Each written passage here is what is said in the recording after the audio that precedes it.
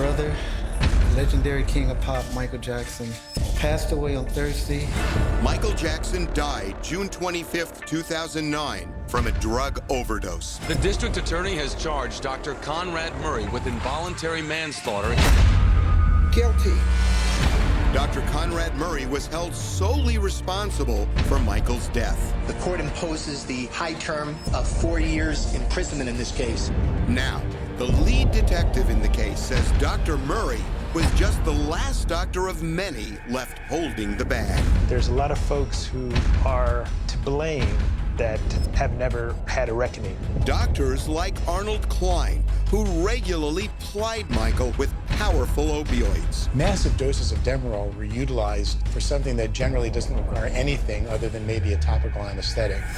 Michael's ex-wife, Debbie Rowe, worked for Dr. Klein for years and says her ex-boss was a real-life Dr. Feelgood. There's a number of people that have died from their addictions, and in some way I was part of it. Give me a minute. Turns out Klein was just one of many doctors who put Michael on a fatal path. All of these different medical professionals that allowed Michael to get the medicines he wanted, all of them are the reason why he's dead today. I've taken a lot of blame that was not right, but regardless,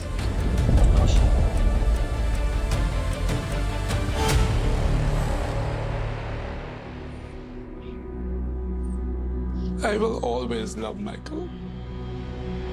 Who really killed Michael Jackson? It's my profession.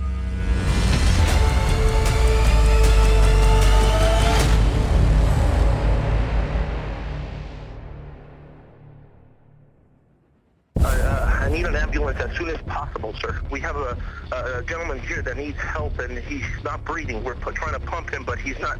Okay. We quickly learned from a couple of sources that he went into cardiac arrest. He was rushed to UCLA Medical Center. So we started getting word from our sources that Michael Jackson was dead at the house. So it was really weird that they still rushed him down to UCLA Medical Center. And it was just after 2 in the afternoon that we posted the story. Michael Jackson had died. TMZ broke the story of his transfer to the hospital this afternoon. The reports we are hearing from TMZ that the era of the King of Pop is over. TMZ was the first to report this, that Michael Jackson had died.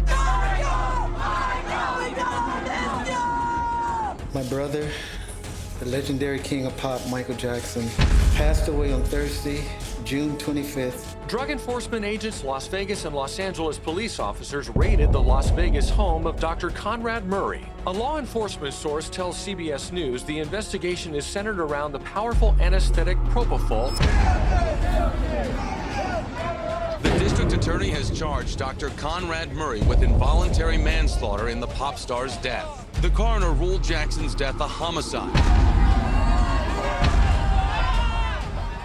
We, the jury in the above entitled action, find the defendant, Conrad Robert Murray, guilty of the crime of involuntary manslaughter. Dr. Conrad Murray may have been the final straw, but it was a straw that broke the camel's back. This was decades in the making. The reality is a bunch of doctors got Michael addicted, kept him addicted, connived with him to keep him strung out. And the fact is, his death, it was almost inevitable. It's a lot more complicated than just Dr. Murray was at his bedside when he died. Circumstances had been leading up to this death for years. And all of these different medical professionals that allowed Michael to dictate his own terms, get the medicines he wanted, when he wanted them, where he wanted them, all of them are the reason why he's dead today.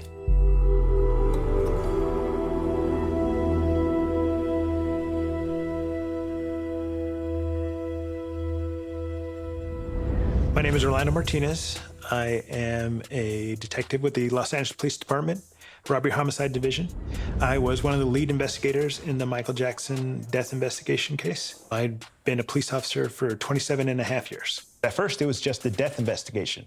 We thought it was natural causes. When I went to the house, nothing was really setting off alarm bells.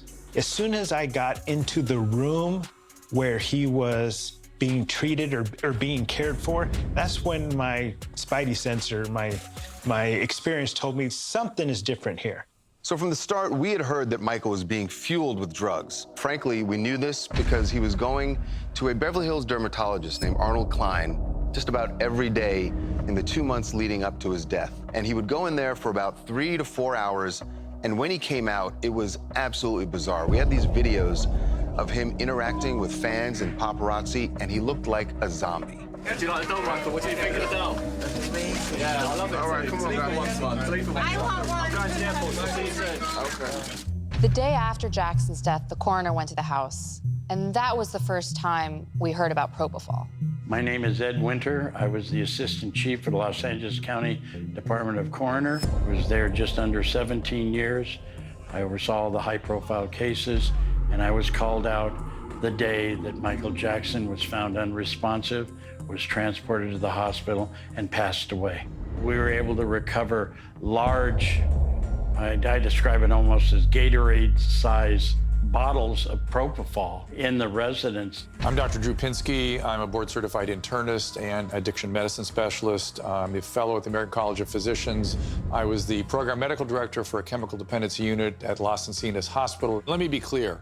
Propofol is not a sleep medication. It's an anesthetic. You are completely shut down while you're on that medication. You are not going through normal sleep cycles, restorative sleep. You are on a profound anesthetic. The fact that that was stored and administered in a private residence, not specifically in a hospital or surgical center, can't imagine how that happened. There's a place called Applied Pharmacy Services, which was in Las Vegas. Over the course of April, May, and June, they shipped over 4 gallons worth of propofol to Dr. Murray's girlfriend's house for him to use to help keep Michael Jackson asleep every single night. I mean, it's amazing that Mr. Jackson hadn't passed away sooner. Dr. Murray told cops propofol was nothing new in Michael's life. One of the things that Dr. Murray told us was that Michael had an affinity for the propofol, which he called milk, because it's a white liquid, and that Michael had been using it to help him get rest and get sleep for years, since he had discovered it in Europe. Dr. Murray said that he had a couple of doctors in Europe that would travel with him and provide him this drug to help him sleep. Dr. Murray took over from a doctor who had taken over from other doctors, basically allowing Mr. Jackson to dictate his own treatment, to use the drug that he preferred to help him get his rest. You feel like you've been unjustly accused with Michael Jackson? Because a lot of people feel like you're not guilty. I'm not guilty. Dr. Murray felt that if he did not help and administer it to Mr. Jackson, that Michael would just go somewhere else to get it. He needed it. He knew about the drug, he knew that it worked for him, and was the one who suggested it to Dr. Murray, actually demanded it. It was in the last couple of months you were contacted, right, initially by Amir and for this tour. 2 months. In the last couple months. 2 months. Okay, you've administered it more than 10 times? Yes. More than 20 times? 30 days a month, roughly, every day. Oh, so it's about the daily? But daily, with the exception of 3 days leading up to his death, I tried to wean him off that medication. The criminalist who advised me that the toxicology was showing an extremely large amount of propofol in Michael's system, and that, in his words, he said there was enough propofol in him to put down a rhinoceros. Michael Jackson died of acute propofol intoxication and, I believe, cardiac arrest. I am Conrad Murray, a subspecialist in cardiology. I was Michael's personal physician at the latter part of his life.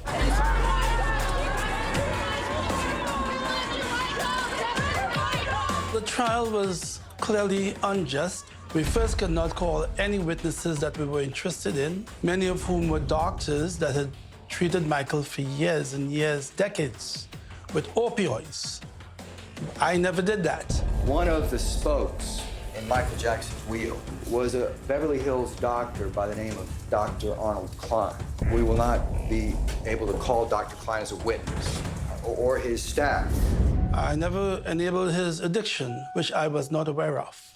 Your Honor, I am an innocent man. They accused me of having Michael on a 3-hour propofol infusion. That was false.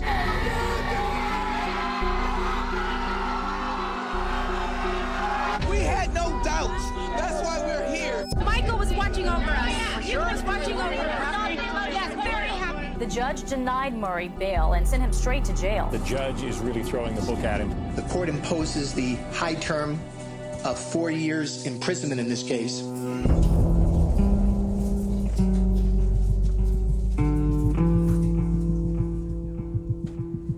I stayed in the Los Angeles jail for 2 years.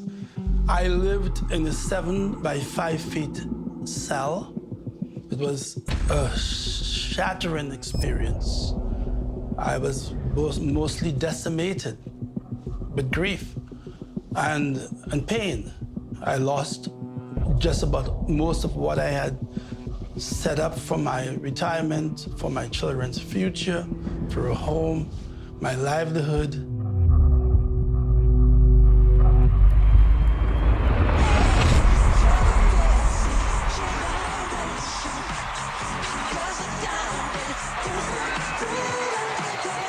Michael's downward spiral all started when he filmed a Pepsi commercial in 1984.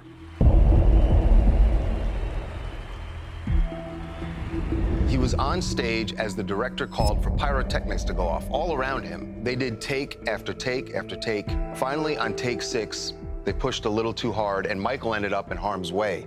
The pyrotechnics went off, and the flames were licking right at Michael's hair. It caught on fire.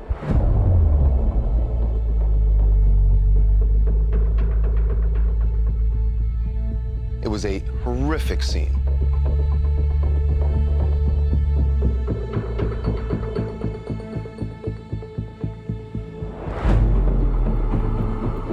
Singer Michael Jackson is back home tonight after suffering burns to his head last night during the filming of a Pepsi TV commercial. Jackson was dismissed from the hospital today against the advice of his doctor. He has both second and third degree burns of the scalp. Fortunately, the third degree component is relatively small. Michael's injuries were horrendous. Doctors used balloons to stretch his skin, and honestly, he never fully recovered, and that's when he got hooked on painkillers. Keep in mind, this is 1984, a full quarter century before he died, and he became profoundly addicted to pain meds. It is completely appropriate for Michael Jackson to receive opiates for a burn. He shouldn't suffer. He should get the necessary pain medication. But to go for months or even years afterwards on opioid pain medications is ridiculous. And there was an excessive enthusiasm in my profession for the prescribing of opiates. I attempted to give him a shot of Demerol, but his buttocks was so scarred up and abscessed that the needle almost bent. He was quite familiar with the product and felt that there was no fear of it. Different doctors had given it to him from all around the world, including Germany, and they allowed him to sometimes inject the medicine. He was able to push the propofol himself, and the doctors allowed him to do it, and that was okay.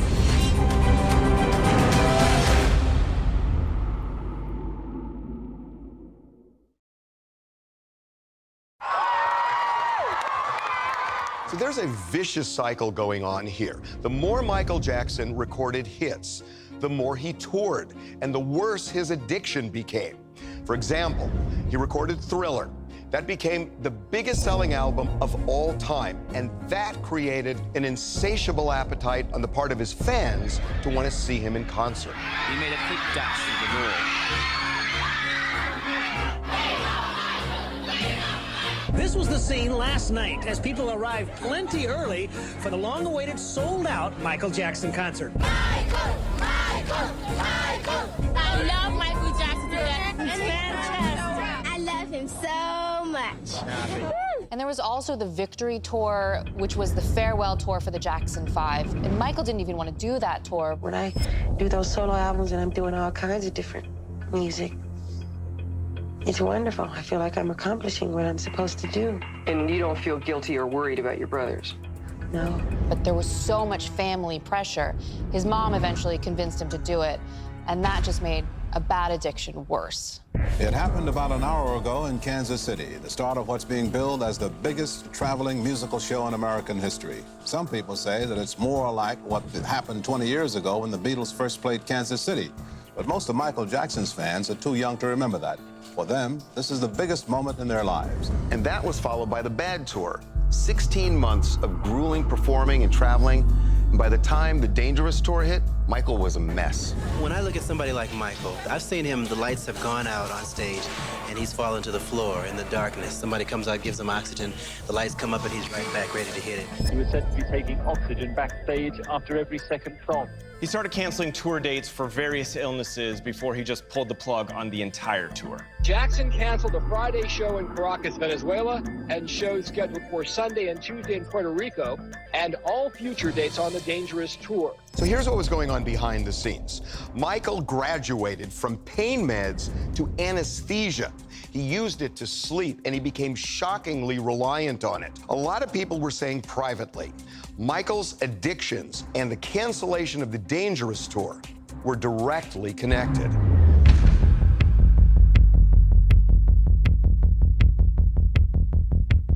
I attempted to give him a shot of Demerol, but his buttocks was so scarred up and abscessed that the needle almost bent, in which case at that point in time I ran an IV and I administered some IV pain medication.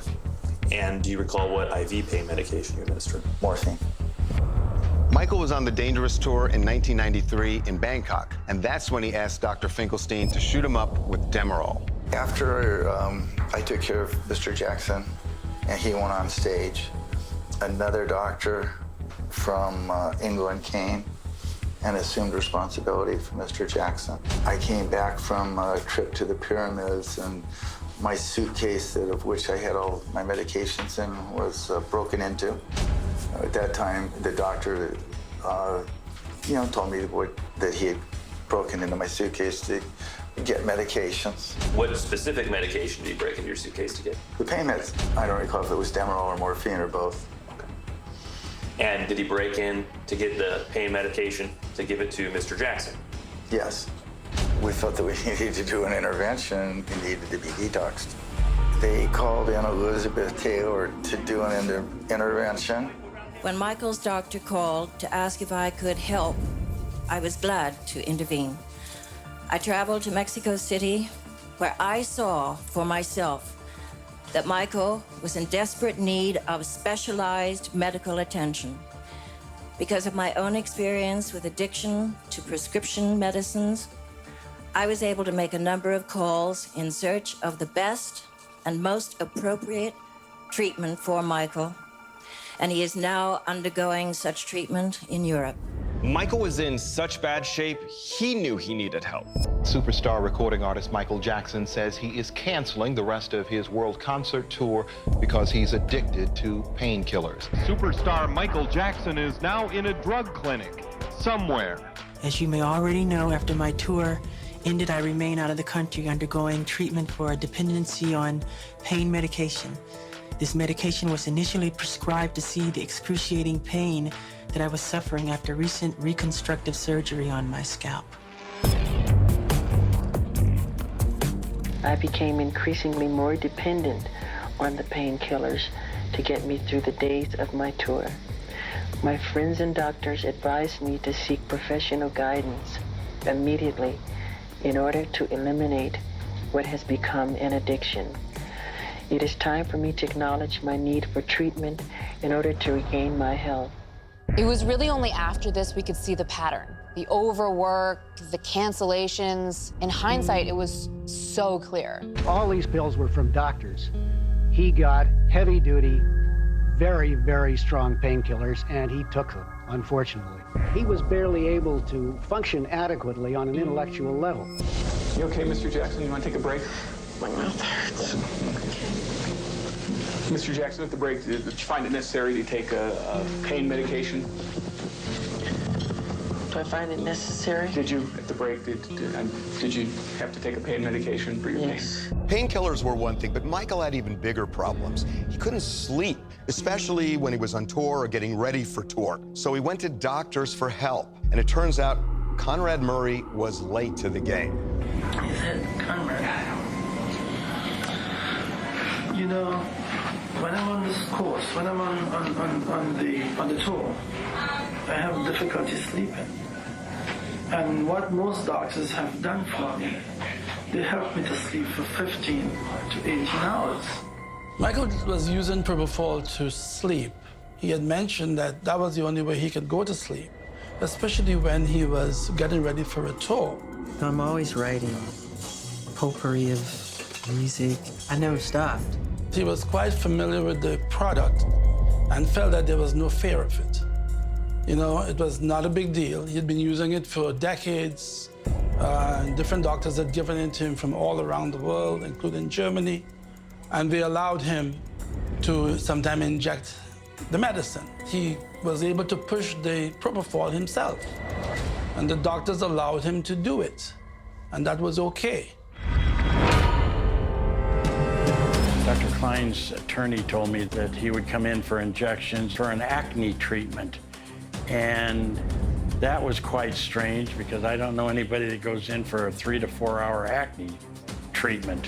When I heard Michael Jackson died, I immediately thought of him going out to his dermatologist on a regular basis for some sort of treatment. I knew it was opiates, and I knew that was the primary issue. We were getting videos daily of him going to Dr. Arnie Klein's office. He looked totally normal going in. 3 or 4 hours would go by, and he would come out looking completely out of it. Love you, Michael. Okay. Give him room, guys. Give him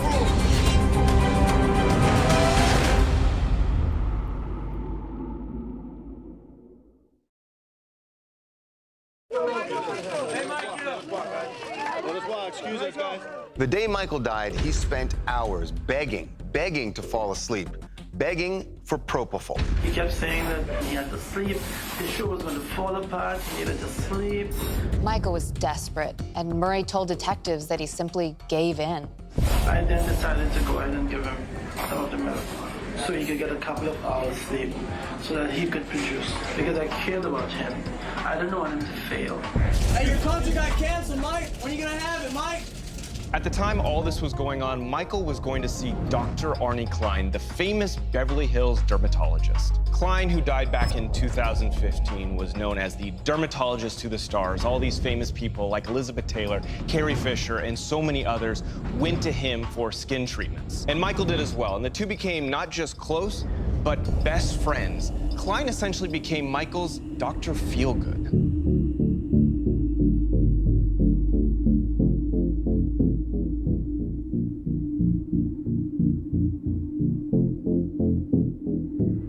I administered Demerol because you have to understand that the procedure I do are painful injections. And I would give him, I would say I would take an hour and a half to inject him.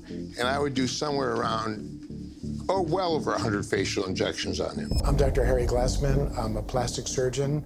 I've been in private practice of plastic surgery in Beverly Hills for the past 45 years. Massive doses of Demerol were utilized for something that generally doesn't require anything other than maybe a topical anesthetic. Let me be as clear as I can be.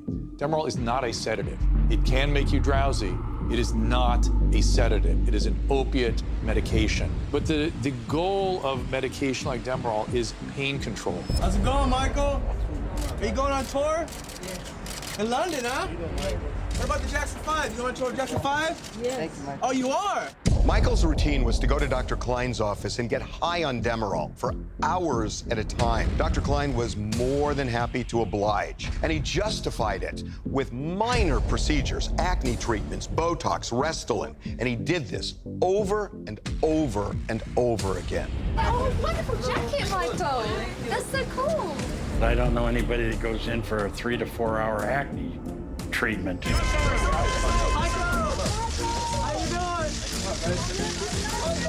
When I heard Michael Jackson died, I immediately thought of him going out to his dermatologist on a regular basis for some sort of treatment. I knew it was opiates, and I knew that was the primary issue. The propofol was just the final event. And here's where the plot thickens. Klein was always at the ready for Michael, and MJ never had to look too far to find him. They went on vacations together, they spent Christmas together, they would go to events together. It's pretty clear that each was getting what they wanted out of this relationship. There is in the relationship between the doctor and the celebrity patient something that sort of becomes a quid pro quo. I'll do this for you. In Arnie's case, he was traveling with Michael, he was on vacation with Michael, and you'll do this for me. Obviously, in this case, narcotics or even heavy sedation. He was getting propofol in Germany. That's the most recent tour. And that was being arranged, I'm not going to mention the doctor, by another doctor in Los Angeles. And I told the doctor, I just thought, this is totally insane. This doctor's arranging German doctors to give Michael propofol. It's like giving someone the drug they want. I was able to interview his wife, Debbie Rowe. She said that Dr. Klein accompanied him when he was in Germany, and he couldn't prescribe medicines or medication there, but hooked up with a doctor or two in Germany to get drugs for Michael. Michael. So fast forward to 3 months before Michael's death. We were getting videos daily of him going to Dr. Arnie Klein's office. He looked totally normal going in. 3 or 4 hours would go by, and he would come out looking completely out of it. Hey, Michael. Hey, Michael. Michael, how are you? Yo, Michael, Simon or operation? Michael, I'll just and make a pathway, guys. Make a pathway. Make a pathway. Love you, Michael. Okay. Hey, Mike, give a room, guys. Give a room. Give a room. Give a room, guys. Hey, Michael. Michael, you're the best. Hey, Michael, can you still moonwalk? Can you still moonwalk, Michael? Why would I be able to? Do you recall taking Michael Jackson to visit Dr. Arnold Klein? Yes. On many occasions? Yes. Estimate for us how many times a week you would do that. It could fluctuate. There were times when he was going almost every day. Michael became a regular, and he was going to Klein's office almost every day and getting Demerol injections. At least 51 injections within the 3 months before he died. And these weren't small doses, 300 milligrams a pop. Oh, no, that's absurd. There's categorically no justification for massive doses of opiates for simple dermatologic procedures. Not only that, he was using Demerol 300 milligrams at a time. 300 milligrams of Demerol is enough to knock out a horse. I had no idea of Michael's history of his health and doctors who were treating him. He never, ever mentioned anything of drug addiction to me. What I used drugs for was not to give him drugs. I mean, he used drugs to relieve the pain when I did a procedure. So we have to make a big difference. If you're having a surgical procedure, and these are really minor surgical procedures, and with my length of time it takes for me to do it, it's not minor, you have to use some amount of drug.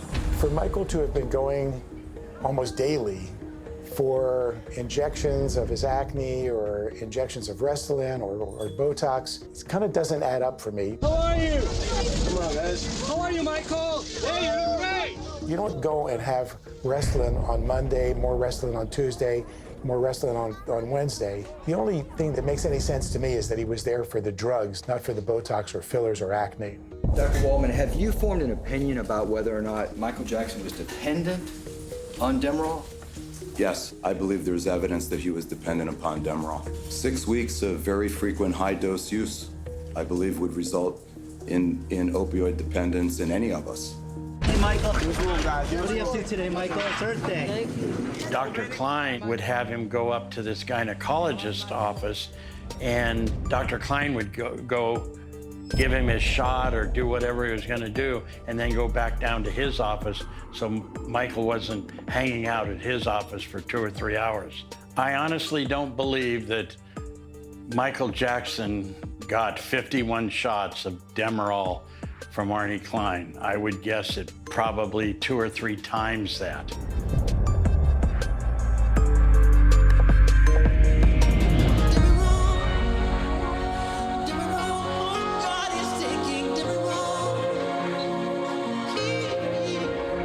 I'm Kerry Anderson. And prior to working with Michael Jackson as the director of security, I worked LAPD for several years. I worked narcotics. I was considered a court-qualified narcotics expert. I dealt with Arnold Klein a couple of times. Michael had me go down and pick him up once and bring him to Neverland. I walked Dr. Klein probably 20 feet from the courtyard area inside Michael's main residence.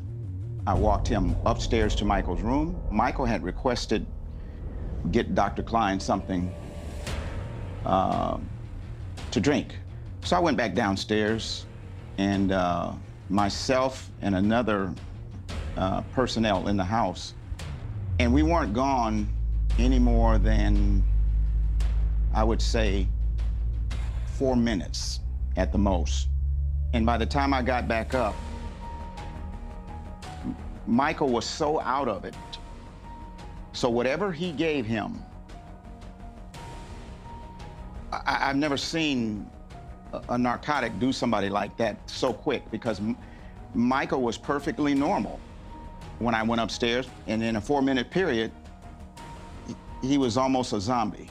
So it must have been some kind of injection of something. And at times you'd want to put hands on people like that. I don't have a lot of good things to say about people like that. He's disgusting to me. Arnie Klein shot Michael up with Demerol for a price, a pretty hefty one. He was charging him thousands and thousands of dollars just for a weekend visit. Money's not my object in life. My object is to be the best doctor. I mean, I gotta be honest, I never asked him for a nickel. Now, you say my bill was a lot, and I have to tell you about my bill. My bill was, I used to spend 3 days with him. I used to fly back and forth on helicopters when he called me. Right. So, I mean, when you put all that money together, flying around in helicopters all the time to see him, and spending 3 days with him at a time, your days over 3 days is worth a lot of money. You were friends with him, and you were best friends with him, and you were also his doctor. And I asked you if there's a danger of blurring the line, and if you could go back 20 years, would you elect to treat Michael Jackson as a patient? I don't have many friends, you know that. My friends are my patients. My patients are my patients 24 hours a day. They call me 3 o'clock in the morning. They call me 4 o'clock in the morning. I've flown as far as Tokyo to see a patient. I've flown to the Middle East to see a patient where Jews shouldn't go. So I'm telling you, when you say what I do is medicine, the practice of medicine, I mean, I'm not a shrink. I'm not, Freud. But I think that you do blur the lines because you're available 24 hours a day, 7 days a week. It's exploitative to some extent for a doctor also to be their friend. You're there to be their doctor, and that's that. Be that, and that's it. If you want to be their friend, go be their friend. That's fine. But you can't also be their doctor. The fact is, if you slip from a physician to friend, that's on you. That's a problem. You've crossed a boundary at that point. My name is Debbie Rowe, and I worked with Dr. Arnold Klein for 27 years. There's a number of people that have died from their addictions. And in some way, I was part of it. Give me a minute.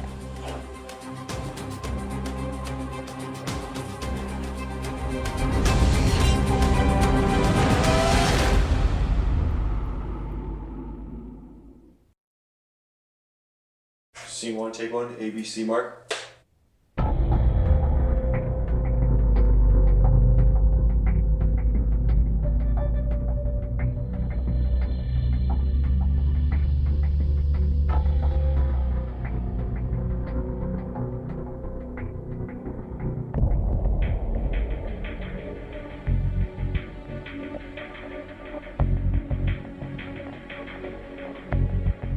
My name is Debbie Rowe, and I worked with Dr. Arnold Klein for 27 years and would assist him in the back with patients. I did everything from acne surgery to prescribing medications. It got a little better. Yeah. Where's your... Dr. Klein was a brilliant dermatologist. He could walk into the room, look at you, almost give you a family history of who you were and what diseases were in the family and stuff like that. When Dr. Klein started treating famous people, celebrities, powerful people, he started to be invited to their parties and things like that. And I think it influenced some of the ways that he thought. And he enjoyed going to the parties. If he was having a get-together or a party, they would all be invited. He enjoyed living that lifestyle. He did try very hard to be of the rich and famous. Anybody who sees a particular group of patients that they are in awe of or enamored with will do almost anything to get another person of that caliber into the practice.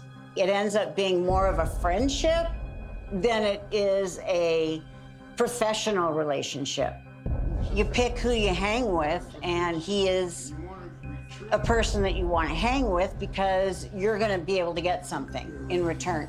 There were times that he would write prescriptions for things that had nothing to do with what we were treating them for. You know, some people would come in and say they can't take the pain, so they would want a Percocet, or they would want Demerol, or they would want something else. I believe very firmly that you're only as good as the last patient you inject. So there might be someone, they were a big star. He would write prescriptions that were not conducive to what a dermatologist would normally write a prescription for.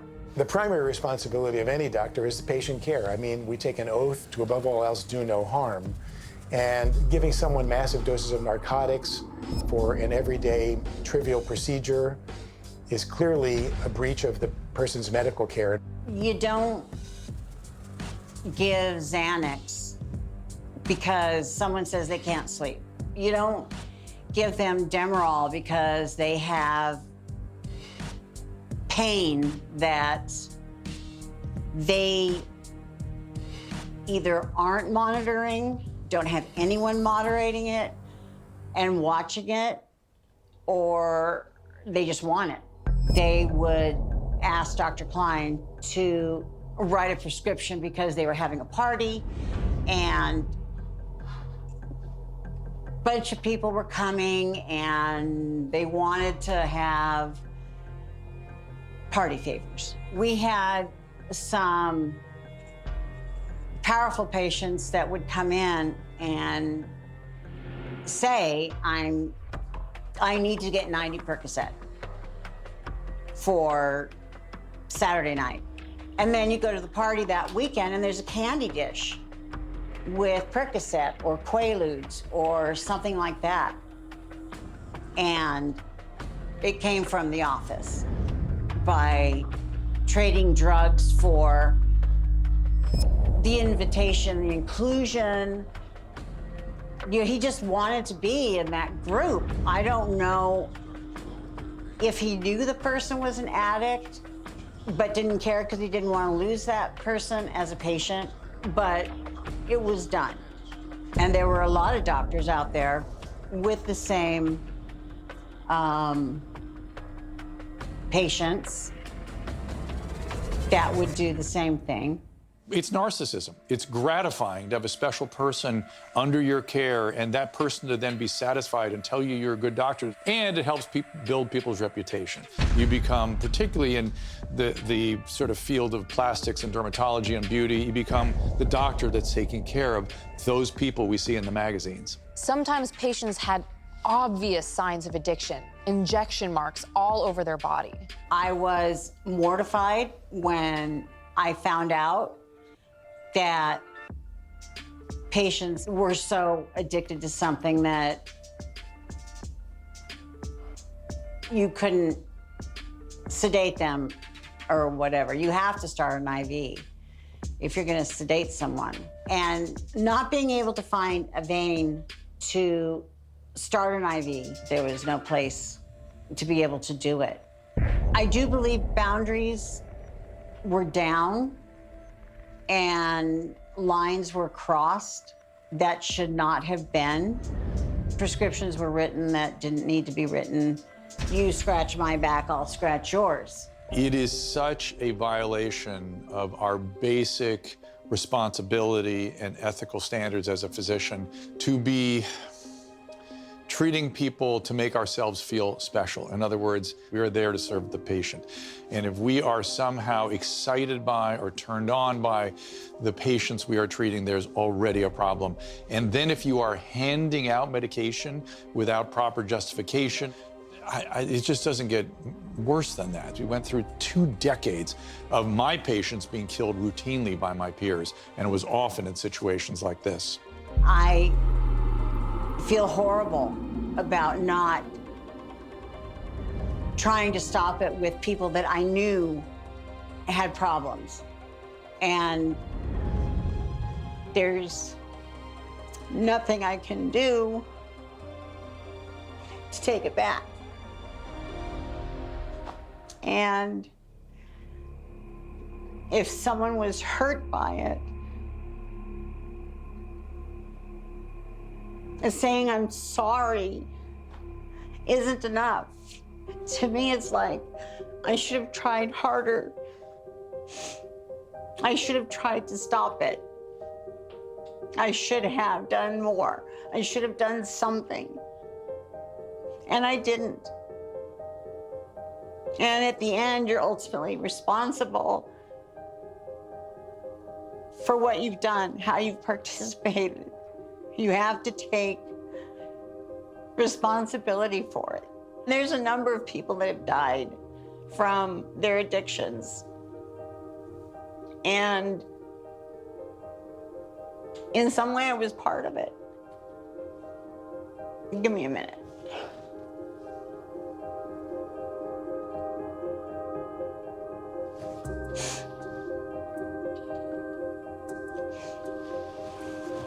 You know, it's hard when you feel like you're part of the problem and you don't stop.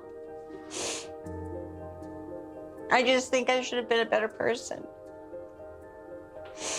than I was. I sucked as a human being for years when I think about it. I was basically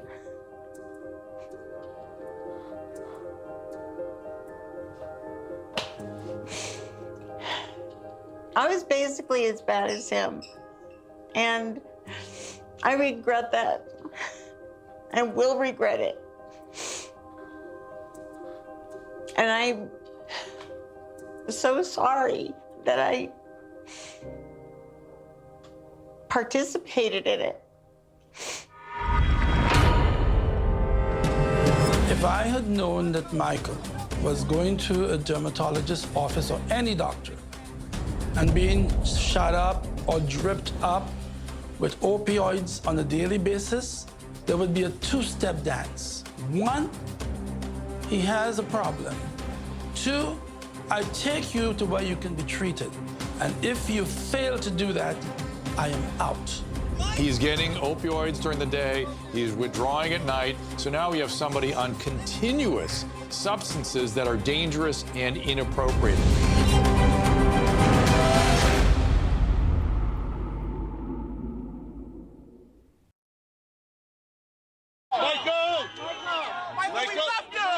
Michael had a lot of psychological problems. In addition to addiction, he suffered from body dysmorphia. He became a plastic surgery addict. He got his nose done, then he got it redone, then redone again. There's something called the body dysmorphic disorder. Has anyone here ever heard of that? Anyone here? Are there any women right here? Women? Any women here? So you know these people, if you walk down the street, are obsessed with the way they look to the point where they distort themselves. And these are people who go after doctors and end up having faces after faces. They look tighter and tighter, so they don't look human anymore. And these are the people you really have to deal with, these body dysmorphic people. When you look in the mirror, are you happy with what you see? In what way? Just when you look there, in terms of that social philosophy.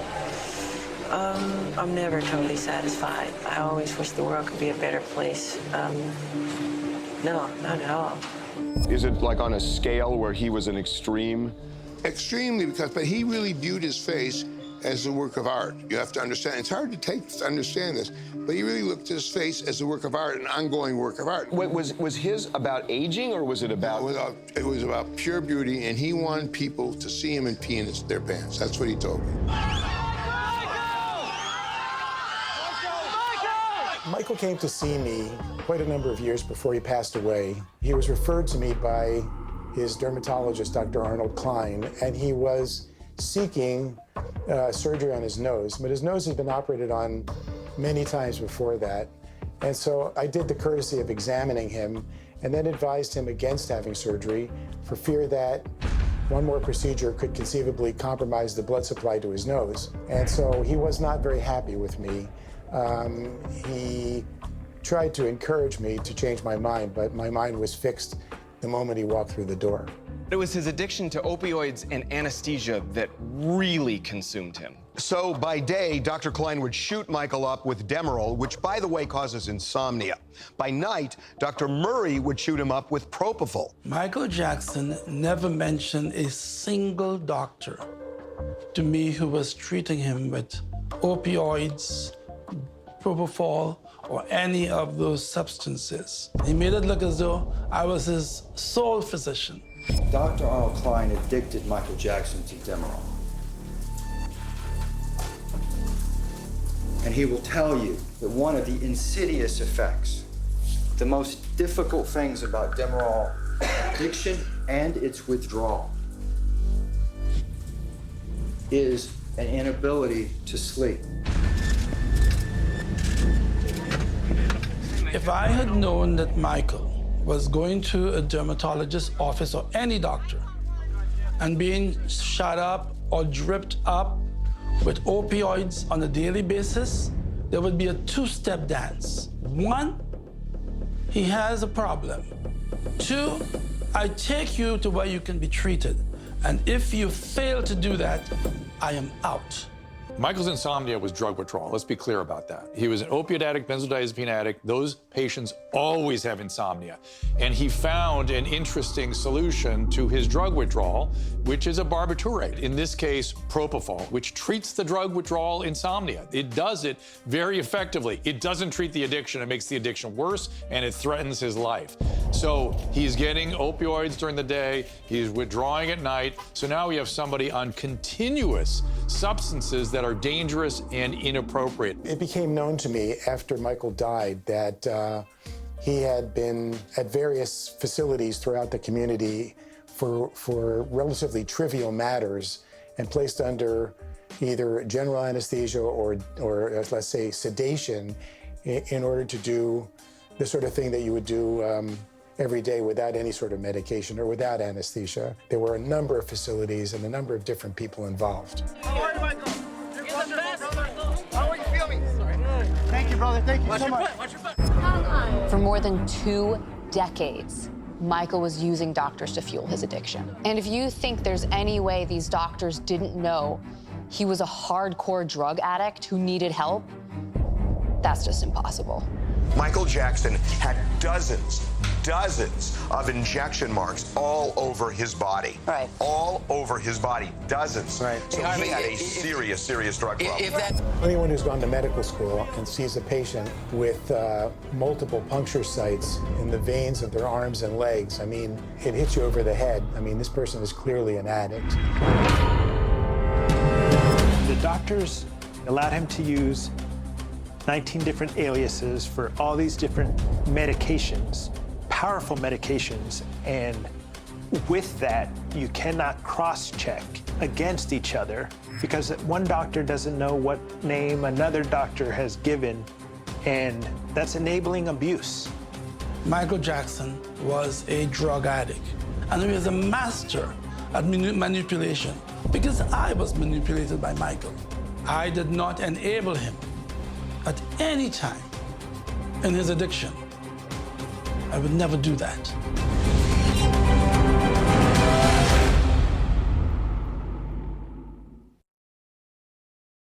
Michael, how are you?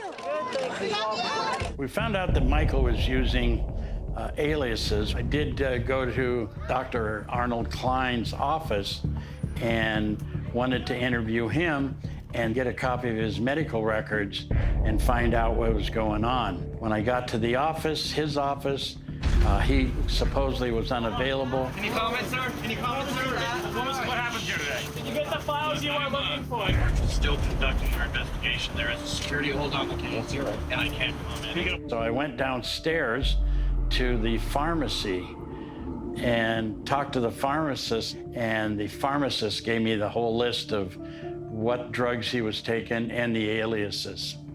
I was shocked. I was shocked that this was going on.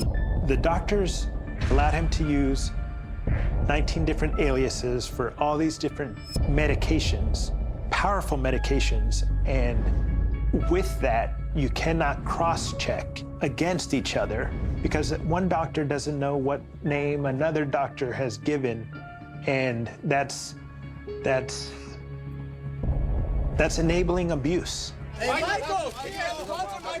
The way that Michael went about getting all these drugs was doctor shopping. He had multiple different doctors that he was involved with, and he would go to Dr. A and ask for a sedative, and then he'd go to Dr. B and may ask for the same one. And so by manipulating a series of different doctors, Michael accumulated an enormous amount of medication. What you're going to learn about Michael Jackson is that he had the habit of compartmentalizing relationships, packaging relationships, like spokes in a wheel. The wheel in his life turned, but the people that he associated with, the groups of people, were like spokes. They rarely, if ever, touched. When I put it all together, what I've learned since then, during and before the trial, Michael Jackson was a drug addict. And he was a master at manipulation because I was manipulated by Michael.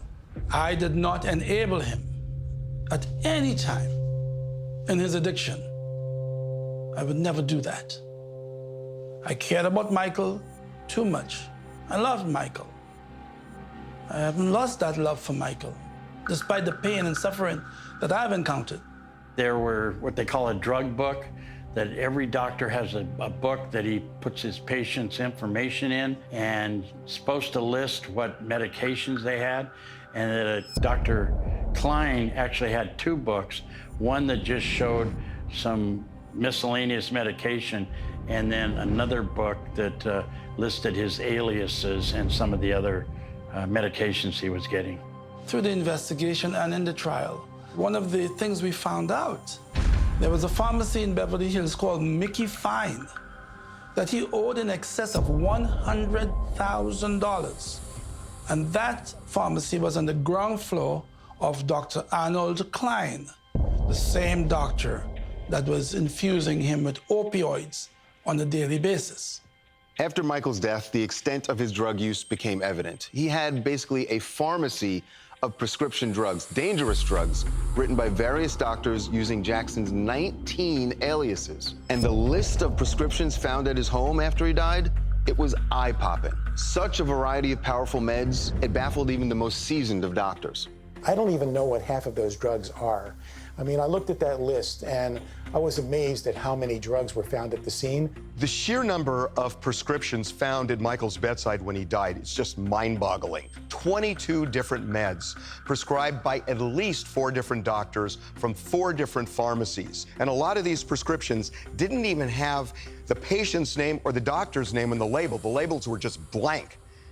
It's insane. Propofol, lidocaine, diazepam, nordiazepam, lorazepam, and midazolam. Opiates like Demerol, benzodiazepines like Ativan and Xanax, and the barbiturates like Propofol, they eventually come together to suppress respirations.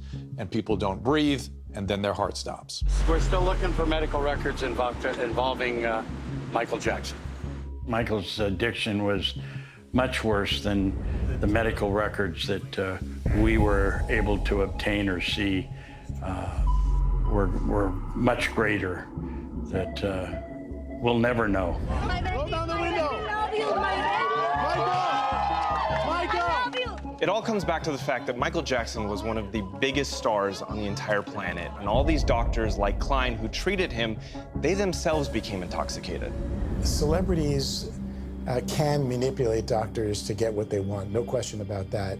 And it's been my experience that you have to be very resilient to their seduction, such that you don't treat them any differently than you would a non-celebrity. Michael is responsible to a great extent for his own demise, but he certainly had a lot of help in the medical community. It's sad that the doctors are caught up with the celebrity status, and that some of the celebrities are caught up, you know, wanting to keep that doctor close. You know, some of the drug addicts, they're best friends with the person they're buying their heroin from, and they want to stay close to them. I don't think there's any question that Michael was a drug addict. I made 2 personal interventions on him, remember that.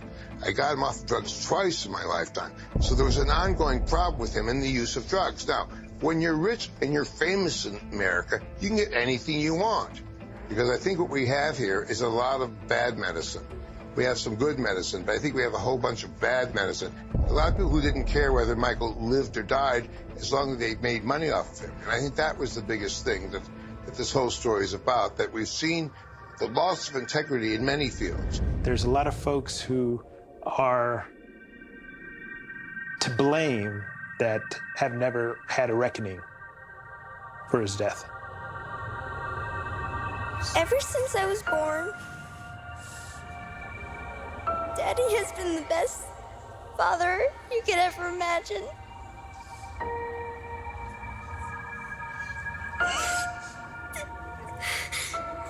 And I just wanted to say I love him so much. So addiction is one thing, but there's another factor in Michael's death, a big factor. At the time Michael died, he was rehearsing for the This Is It tour, and there were alarm bells going off everywhere. Michael was strung out, too weak to perform, and the sad fact is, very few people around him were even listening. The record company usually like for you to support your album and go on tour, and I don't like to. It's a difficult thing to tour. You go from one continent to another, you're sleepy, the time zones are different, you can't sleep after the show, the adrenaline is up here. Well, can we just do it again without just the negative saying that you don't like the tour? Just 'cause I don't like it though. I know, but I go through but what hell. is it setting up though? I don't understand. I go through hell touring. Okay, then I'll make it positive then. Yeah, it's just. For you know the truth. Yeah. Okay. And action, Michael. I love to tour. You guys must. I'm going to read this again and see if you have an understanding of what it means. We want to remind him that it is AEG, not MJ, who is paying his salary.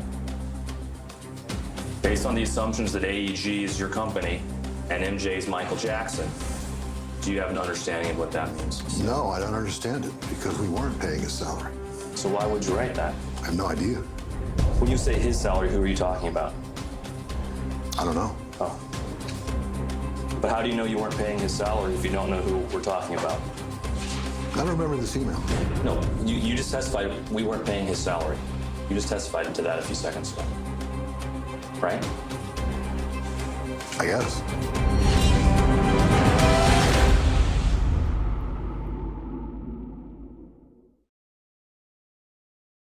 Watch yourself. Hey, Michael, how's it going, man? You gonna be in the concert? How the concerts? Michael wasn't well, but he needed the This Is It tour for a couple of reasons. He was deep in a financial hole and in danger of losing Neverland Ranch, his home. Also, after the molestation trial, he felt the need to gain the approval of his fans. He was sick, addicted, and desperate. I think all my success is fame, and I've wanted it. I wanted it because I wanted to be loved, that's all. That's the real truth. I wanted people to truly love me, because I never really felt love. I wanted to become such a wonderful performer that I would get love back.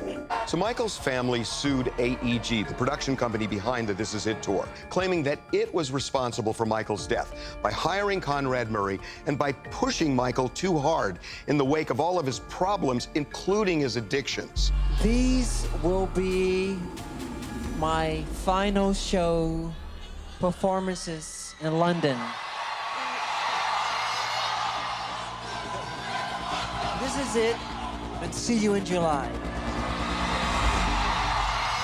The family felt that AEG was more interested in making a fortune than protecting Michael's health. And the family's lawyers grilled AEG bigwigs in depositions. Was there a problem, Mr. Phillips, with Mr. Jackson's appearance at the press conference that day? Something unusual happened? We were late. You sent an email to Mr. Lightwicki? Yes. Do you recall receiving this email from Mr. Randy Phillips? No. And so this is dated March 5th, 2009. Mr. Phillips wrote to you, according to this exhibit. MJ is locked in his room, drunk and despondent. Tomei and I are trying to sober him up and get him to the press conference with his hairdresser makeup artist. Do you see that? The bottom of the page? I read it. Okay. Do you know who he was referring to with MJ? I don't remember this email. And then Mr. Lightwicki responds, "Are you kidding me?" Correct? You responded to Mr. Phillips, "Are you kidding me?" Do you see that? I see it. Do you recall what you meant by that? I don't remember this email. And then you responded with the longer entry there. Correct. And you wrote, "I screamed at him so loud the walls are shaking." Yes, that was an exaggeration, but I did raise my voice. All right. And then Randy Phillips responded to you, "This is the scariest thing I have ever seen. He is an emotionally paralyzed mess, riddled with self-loathing and doubt. Now that it is showtime, he is scared to death. Right now, I just want to get through this press conference." Did I read that correctly? Yes. Was that an exaggeration? A little bit. And was it an exaggeration also that he is an emotionally paralyzed mess? That's what I felt at the time. And then according to this evidence, you responded, "Call me, please." I agree that it says that. Do you know why you asked Mr. Phillips to call you, please? I don't remember the email. The AEG execs were grilled over emails they sent. Emails that paint a picture of a company that was determined to get Michael on stage and ignore some of the problems that he was dealing with, including his addictions. When they were asked about these emails, these execs had lots of memory lapses. I'm going to read this again and see if you have an understanding of what it means. We want to remind him that it is AEG, not MJ, who is paying his salary. Based on the assumptions that AEG is your company and MJ is Michael Jackson, do you have an understanding of what that means? No, I don't understand it, because we weren't paying his salary. So why would you write that? I have no idea. When you say his salary, who are you talking about? I don't know. Oh. But how do you know you weren't paying his salary if you don't know who we're talking about? I don't remember this email. Didn't you just testify that we weren't paying his salary? AEG? Yes. No, you just testified we weren't paying his salary. You just testified to that a few seconds ago. Right? I guess. Okay, then let's go on to the next sentence. We want him to understand what is expected of him, period. Do you know what you meant there? No. Is there a word in that sentence that you don't understand? I don't understand the sentence. I'll read it again. We want him to understand what is expected of him. Does that help? No. I'm gonna put in place of him what I think it's supposed to be and see if that helps. We want Dr. Murray to understand what is expected of Dr. Murray. Does that help? No. Michael was incoherent at times, clearly because of drugs. There's audio of him after that London press conference, and it is bone-chilling. If you believe my show, I want to say, I've never seen something like this in my life.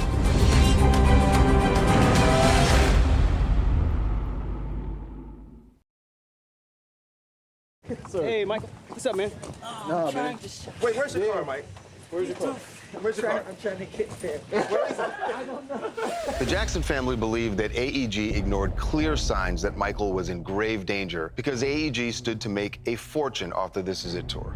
Mr. Gongaware wrote, "Meanwhile, our play here is to not back off. We are holding all the risk. If MJ won't approve it, we go without his approval." You see that? Correct. And Paul recommended going ahead and with the press conference and putting the tickets on sale because once we go on sale, which we have the right to do, he is locked. He has no choice. He has to do it, right? That's what he wrote. Okay. Did you agree with that? No. Randy Phillips wrote, "We need to pull the plug now, period. I will explain, period." Do you have an understanding of what Randy Phillips meant by that? I have no idea. Did you have an understanding that for some reason on March 25th, 2009, Mr. Phillips thought that you needed to pull the plug on the tour?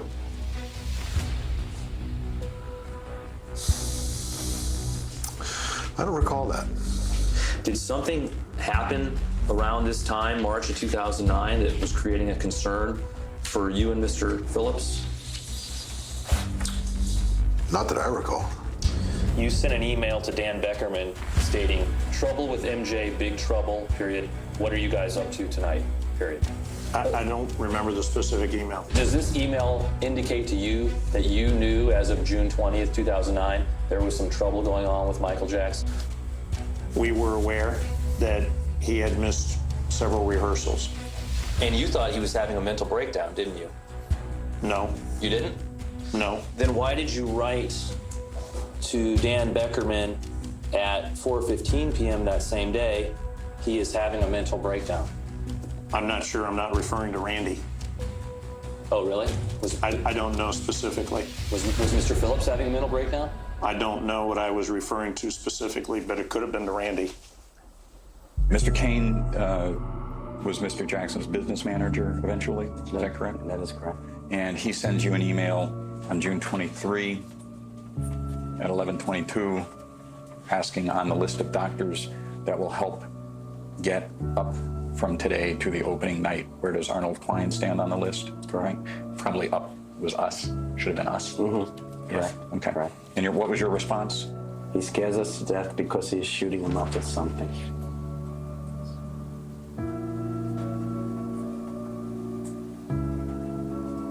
Why did he scare you to death?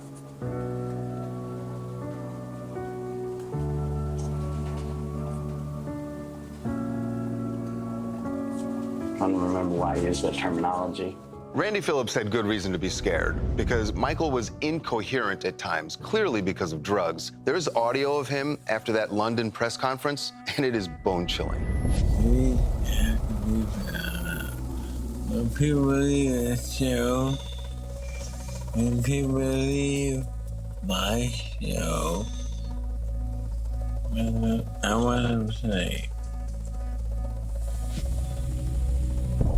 I've never seen something like this in my life. No. I've never seen nothing like this. No. It's amazing. He's the greatest entertainer in the world. Kenny Ortega, the producer of the This Is It tour, wrote a letter to AEG shortly before Michael's death. This is what he wrote. "There are strong signs of paranoia, anxiety, and obsessive-like behavior. I think the very best thing we can do is get a top psychiatrist in to evaluate him ASAP. There's no one taking responsibility, caring for him on a daily basis. Today, I was feeding him, wrapping him in blankets, and calling his doctor." Can you describe what you personally observed on that day, June 19th, 2009? That my friend wasn't right, that he wasn't well. There was something going on that was deeply troubling me. And he appeared lost. What do you mean by that? Just sort of lost and a little incoherent. And although we were conversing, and I did ask him questions, and he did answer me, I did feel, though, that he was, not well at all. Did you think he was well enough to rehearse? No. So as they say, the show must go on. So he rehearsed right up until the day he died. What? More time?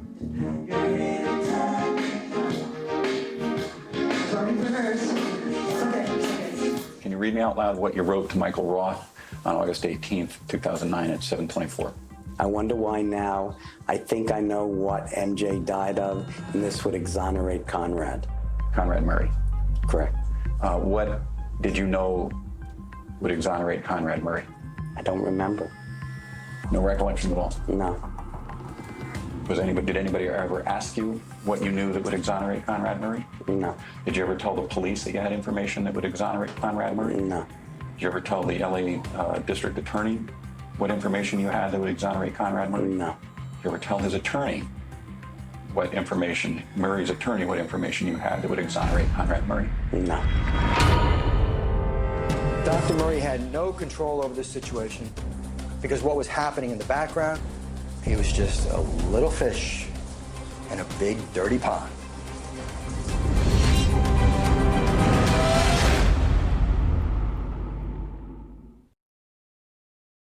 Did you ever stop to notice all the children dead from war?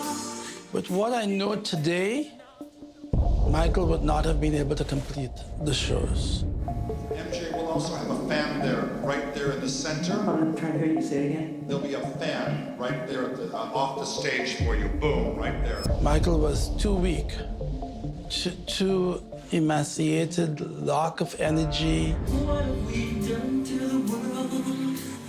Look what we've done. What about all the peace that you pledged your only son?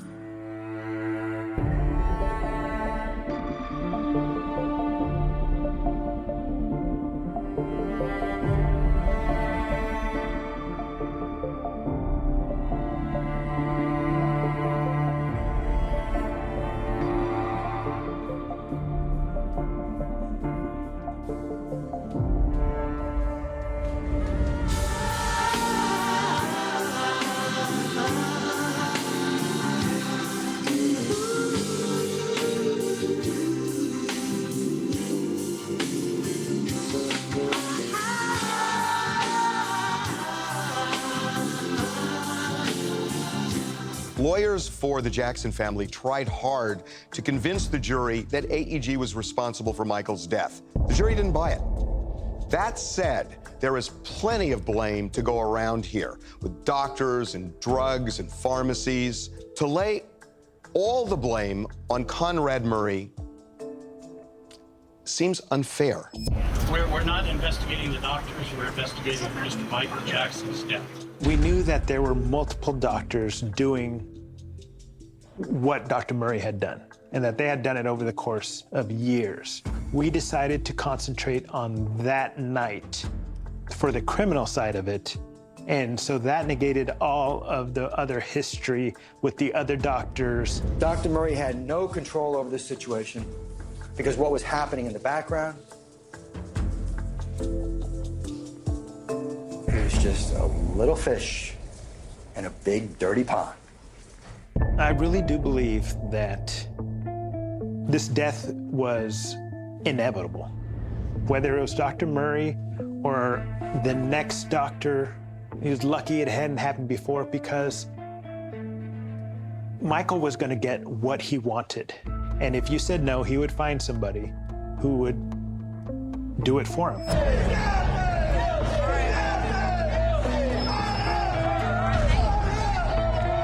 I do agree that Murray was the one who ended up taking all the responsibility for Mr. Jackson's death. I don't think it's right, but you know, what's right and what can be proven are two completely different things. There were a lot of people who should have been held responsible. The medical community is in great part responsible for Michael's death. It was just terrible medical care. Here's how deep it goes. Even doctors who were asked to testify in Dr. Murray's trial about the dangers of giving someone propofol every night for months, they ran for the hills. When I was trying to find doctors to evaluate the care that Dr. Murray had provided, most doctors told me no. They didn't want anything to do with it because they were worried about when malpractice becomes criminal conduct and setting a precedent. I contacted 53 different doctors trying to find experts to review Dr. Murray's level of care. And 10 of them said that they would do it. Everybody else said, no, I want no part of it. There's one issue that got lost during Dr. Murray's trial. The doctor told cops that he was actually trying to wean Michael off of propofol 3 days before he died.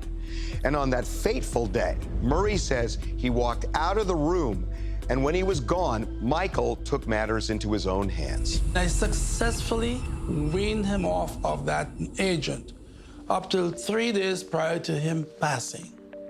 He was off propofol. He had his own stash at home. It was in a red and white sports bag. He knew how to use propofol. He said doctors allow him to push it before, in my absence. I believe Michael Jackson got hold of propofol and he slammed it into his system. And if you slam propofol into your body, you're gonna have cardiopulmonary arrest. It would support the fact that they did not find propofol in his brain. There was not enough time for it to get there. Michael, how are you, Michael? You're looking great, man. Thank you. The fact is, Michael Jackson is not the only celebrity to die at the hands of doctors who were more than accommodating when it came to pumping them full of drugs. The #1 cause of unnatural deaths in the United States of America this year was prescription drug overdoses. Some of the people who are complicit in that scourge that is killing people like Michael Jackson and thousands of others are people like Dr. Conrad Murray, the so-called Dr. Feelgood doctors. It's pathetic that a number of celebrities have passed away with doctors turning their heads and just writing prescriptions and giving their patients whatever they want, whenever they want. Being at the coroner's office for 17 years, I had a number of celebrities that did die, a number of them that died due to over-medication.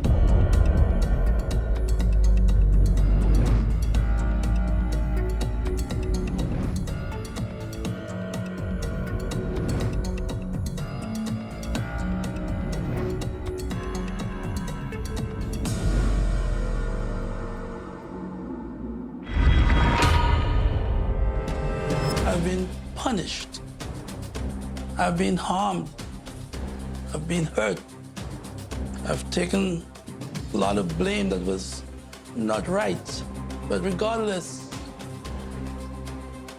of what I've gone through,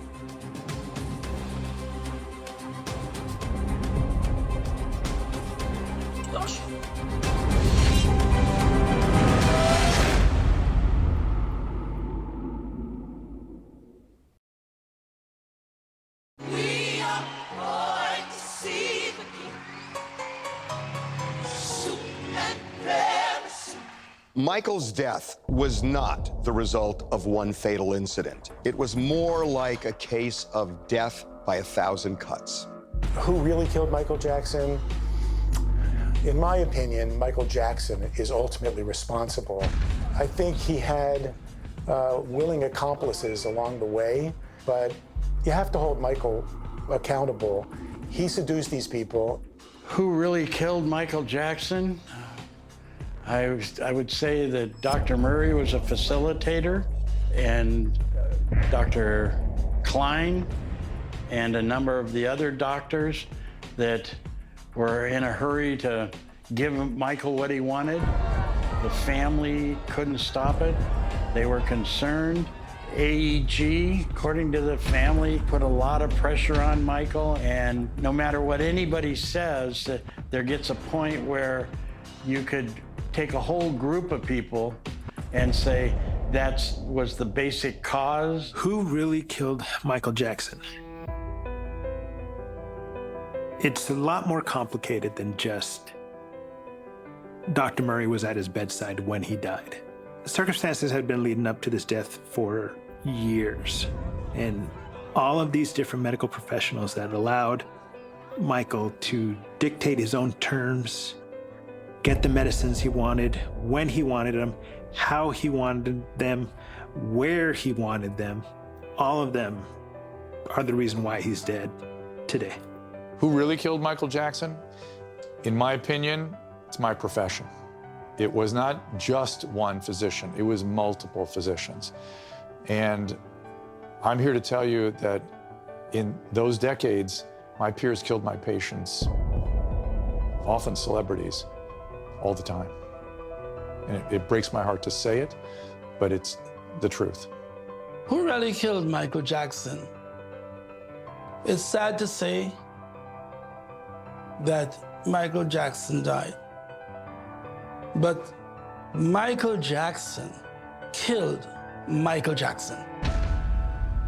And all of those other doctors that enabled him with opioids over the years are complicit to his death. I will always miss Michael. I've had a tough time. I've been punished. I've been harmed. I've been hurt. I've taken a lot of blame that was not right. But regardless of what I've gone through,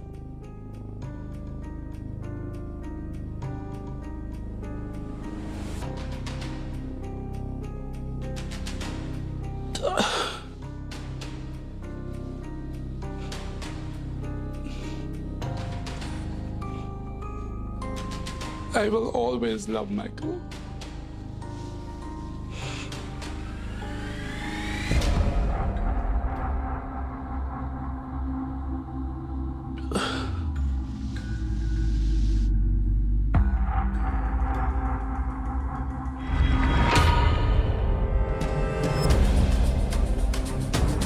To the outside world, Michael was a genius with unchallenged ability.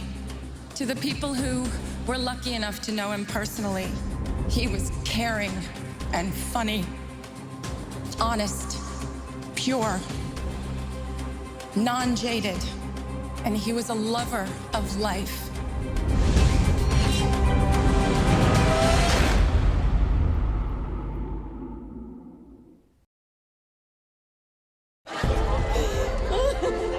Michael Jackson's death was a tragedy. Dead at 50 from years of abuse at the hands of many doctors who got him addicted to drugs and then fueled that addiction. In the 5 decades of his life, he made enormous contributions to music and pop culture, contributions highlighted during his memorial. Michael, when you left us, a part of me went with you, and a part of you will live forever within all of us. I would treasure the good times, the fun we had, singing, dancing, laughing. From the first beat of Billie Jean and the toss of that hat, I was mesmerized. But when he did his iconic moonwalk, it was magic. He let me know that as an African American, you could travel the world. There was a world outside of America. He allowed Kobe and I to have our jerseys in people's homes across the world because he was already there. And he opened all those doors for us. To the outside world, Michael was a genius with unchallenged ability. To the people who were lucky enough to know him personally, he was caring and funny, honest, pure, non-jaded, and he was a lover of life. Few are chosen from amongst us to use their gifts and talents in an effort to bring the world together in true sister and brotherhood. Michael was such a one. If he was burned, he built a burn unit. If a hospital needed beds, he built those beds. Michael never stopped giving. I'm glad I live in an era when I got a chance to see the greatest entertainer of all time. I'm glad that I live in this era. He was the consummate student. He studied the greats and became greater. He raised the bar and then broke the bar. I think he is simply the greatest entertainer that ever lived.